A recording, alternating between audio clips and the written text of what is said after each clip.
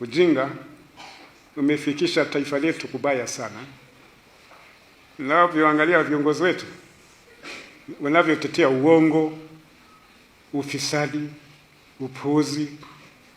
Hasa maigizo tunayoona siku hizi ya viongozi. Maigizo. Mtu eti anaenda kushtaki baraza la maaskofu kwa Baba Mtakatifu.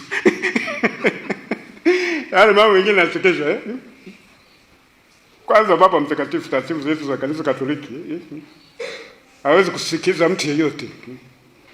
Kama mimi hapa askofu, siwezi kusikia muumini yeyote anayeleta mashtaka kwangu dhidi ya padre au dhidi ya paroko.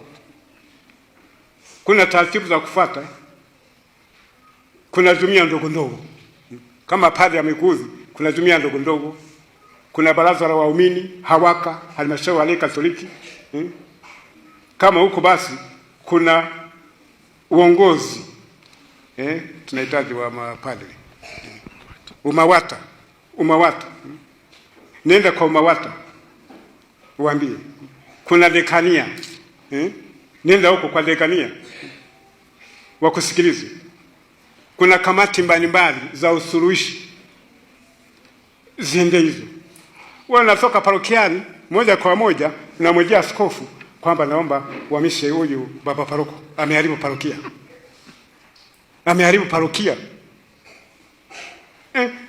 Kwanza mimi siwezi kuchukua mwezi mmoja. Nitaanza kuchunguza, nitakuuliza maswali. Parokia ameharibuje? Na mimi taratibu zangu nitampigia simu paroko, njoo na kuhitaji hapo ofisini. Lakini ninachomwitia karibu paroko, hapa kumi na muumini wako anakushtaki hili na hili. Siwezi kumhukumu mtu kabla yule anayeshtakiwa kuwepo. Basi zungumza leo kuna niambia. Ndio paroko huyo. Nilikuwa basi nakuja kusalimia. Sina lolote uzungumza.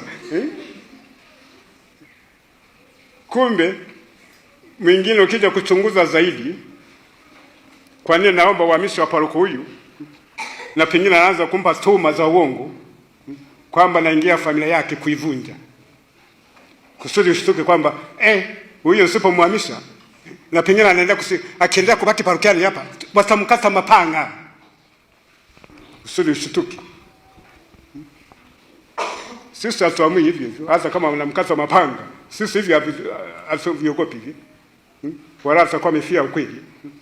Lakini naanza kuchunguza. Kwa nini? Ukija kugundua, ukaanza kuuliza kwamba huyu anaomba paroko ahamishwe kusudi asiendelee kumdai. Ana madeni mengi. Paroko anapomshinikiza, na anapoacha kusali huyu muumini, sasa nataka askofu amhamishe, ampeleke mbali kusudi abaki na amani. Kwa hiyo sisi hatuongozi kanisa kisiasa. Kuna ngazi, taratibu zinazofuatwa na vikao vinavyofuatwa. Asipapokee maamuzi. Na taasisi yetu ya Kanisa Katoliki ni ya miaka mingi.